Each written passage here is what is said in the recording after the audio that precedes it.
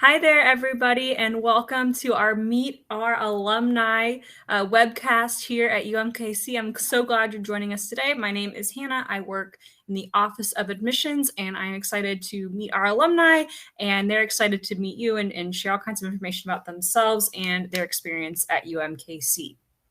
So we'll go ahead and get started just with introductions. So Danny, why don't you tell us about yourself, your year you graduated, your hometown, your major, you now? Thanks, Hannah. My name is Danny Hodson. I graduated as a civil engineering student in May of 2021. I'm from the Kansas City area, and I've stayed in the Kansas City area, and that's where I work now at Wilson and Company. Excellent. Allie, what about you? Hi everyone, Ali Hernandez. I am the UMKC class of 2019 for undergrad, and then just recently 2021 for grad school. Let's see, my Kansas City is my hometown, and now I do federal affairs, lobbying for cities and counties and mayors in cities across the country. Excellent. And Nathan? Okay. So I was born and raised in Columbia, Missouri, came up here to UMKC for their economics program, primarily due to their affiliation with the Federal Reserve. In that program for about 2 years, realized that's not truly what I wanted to do, so switched to the Block Business School and graduated in 2020 with a bachelor's of business administration with an emphasis in real estate and then a minor in economics. So right now I am a commercial real estate agent focused on medical and office real estate. Right on. Thank you. Nathan, we'll start with you with the next question. What drew you to UMKC? So I somewhat answered that in my intro. What drew me was their economics program. So they teach like more of like a modern monetary theory type of economics, which is slightly different than most traditional conventional schools. That's one thing I really enjoyed. Plus their affiliation with the Federal Reserve. It was kind of like a great gateway into employment after graduation. So that's what drew me to UMKC. Excellent. Allie, what about you? Yeah, for me, it was quite a few things. So I studied criminal justice and French in undergrad, and I was very interested in languages. And then also, learning at least the science behind the criminology program. And, UMKC, I feel like is an urban school. It's an urban setting. There's tons of economic internship opportunities, and so I knew that I wanted to be somewhere that was conveniently located for me to go to school and then jump out and in the middle of the day go to my internship. And so that was really a big factor. I think for grad school I chose UMKC also because the city was my backyard essentially, and so that was a big influence, and I think it worked really well in the long run. Sounds like it did. What about you, Danny? Kind of similar to Allie's answer, the internship opportunities, staying in the city. I definitely chose it first for affordability, being able to commute for the first 2 years before finding my own place on campus was a great benefit for me. But also, knowing students who had gone off to Rolla, Missouri S&T, which is big engineering school. A lot of those students had to take a semester or two off to work an internship because they couldn't do it in Rolla. And so I met a few students at UMKC who had internship while going to school here in Kansas City, and that sounded like something I wanted to do, and I ended up doing it for 2 years, my last 2 years at UMKC. So it ended up working out, and yeah, that's why I ultimately chose to come here. Excellent. I love the different variety between all three of you and your different answers. I think that really shows the versatility of UMKC and highlights why people don't just choose UMKC really for one specific reason. There's lots of different reasons. It's awesome. Okay, Allie, I'm picking on you next. You spent a lot of time at UMKC. What was your favorite memory? Do you have a favorite memory? Yes, I do actually. So I was part of the Avanzando program Yeah. through the Hispanic Development Fund. Is a scholarship for Hispanic students, and through that we were involved in like the Latinx Student Union, and the program leaders had this conference that they sent a few of the students to. And it was called the U.S. Hispanic Leadership Institute. Mhm. Fantastic opportunity. There's such a professional development opportunities there. You connected with a lot of students, and it was 3 days. It was in Chicago, but a lot of our UMKC Hispanic student body went, and I had a blast. I got to connect with them more. A lot of us are still very close friends, and I think the connections you made there, the professional development opportunities, the workshops, everything was just like a very much like UMKC spirit esque type of experience, and I loved it. I would totally advocate for it again. And so I would say that's one of the highlights of my time at UMKC. There are many more others, but that's probably the cherry on the top. Awesome. That's great, Allie. Okay, Danny, you next. Favorite memory? I think one of my favorite memories was junior year. We did a concrete competition. So where we, made our own concrete mix design and made it in the lab and cured it. And then we competed against, our other students in our class. And I remember just like being up late in the lab because our concrete wasn't curing the way we wanted to. And so we were in the lab really late one night and was just, mixing concrete like the night before the competition. And we ended up getting last place, but it was the process that counted, right? And so I made a lot of memories working on that project. And I always remember that fondly. So, yeah.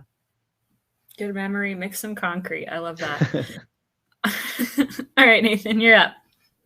I would say for me, it was just all of the organizations that they have on campus. I was quite involved. I was in a social fraternity, Sigma Phi Epsilon, a professional fraternity, which was Delta Sigma Pi. Enactus was a great organization, was the president of the Lewis White Real Estate Club.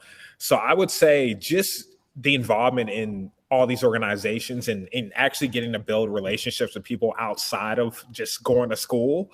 And that's one thing that makes the university slightly different is like, there's so many avenues you can go down. Like anyone can pretty much create a student run organization and lead it to success. As long as you can get multiple people that are on the same page with you, with your idea, you'll have a fun time doing it. So. Excellent. Thanks, Nathan. Okay. Danny, who was your favorite professor? Did you have a favorite professor? I think my favorite, so the civil engineering department, like I graduated with like 20 other people. So like it was a very close group and we all had similar professors. I think there's only like 4 or 5 civil engineering professors. So I'd love to choose all of them because they were all great in their own ways. But I definitely really liked Dr. Kevern.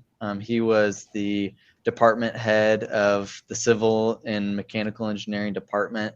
Now I know there's been like some organizational changes since I graduated, but that was his role when I went there, and he was the professor of the materials class that I mixed the concrete in, and he was also the main faculty advisor for American Society of Civil Engineers, which was the professional group that I was really involved with in school and am still really involved with as a professional.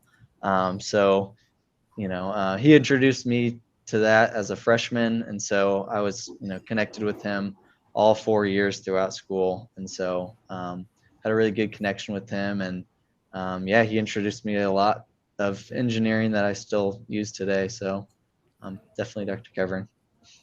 Awesome. All right, Nathan, you're up. For me, I would say it's kind of a tie between either Jacob Wagner or Jacob Powell. So Jacob Wagner, he was the professor for urban studies. That was like classes just because you learned about like Kansas City and why there's like such like a huge socioeconomic divide depending on what side of truce you're on. That I just really enjoy that class. Plus, I would see him outside at different professional events, so we had that connection there. Jacob Powell, one thing that I really liked about him was that he was one of my economics professors. And one of the things he taught me was like, when it comes to school, one of the things you need to get out of it is like coming out with like a mindset to where you have like critical thinking abilities. And then the other thing is to, network. Building relationships as much as you can, because those should be the two biggest things that you get out of any sort of university. So two of my favorite professors there. Excellent. Allie, round us out. Yeah, so it's a hard choice for me. I was there in undergrad and grad school. For undergrad, I definitely have to say it was Dr. Ken Novak. Dr. Novak was the chair of the Criminal Justice Department. I just remember having multiple classes with him. One of my favorites was a class where we kind of understood the Supreme Court, analyzed cases. We read them, all of it, discussed them, and then the implications on the amendments. And it just changed my life. I still use those skills today because a lot of my stuff is federal affairs, and we have a lot of court cases coming up. The Supreme Court, terms just started today, actually. And then for grad school, it was definitely Dr. Brent Never. Dr. Never's in the public administration block school program, and his classes on data science, specifically as they relate to a lot of what we're doing is urban planning and urban policy, was very helpful. And he's guided me through all my, throughout my 2 years there. There was a part of the time that it was a small point in time where I wanted to do more data science heavy, projects. And he definitely took the time to sit with me, talked about what career opportunities, GitHub and all that kind of stuff. And so he was, I still follow them, throughout their journeys, and they follow me to stay up to date on stuff. But, I still maintain those connections. They help me a lot. And honestly, I wouldn't be using a lot of the skills that they, the instruction and the curriculum that they taught if it weren't for them. So they really, I still use a lot of everything that they taught me. I really love hearing all three of your stories. I think, and I love asking questions like these, because I just see all three of you, your eyes light up, just remembering the kinds of experience you had and who you've interacted with. And I think that is so telling how people, professors, your life experiences can impact who you are as a person. So thank you all for sharing this. I just love to hear it. I think it's really interesting. And I love seeing you all light up.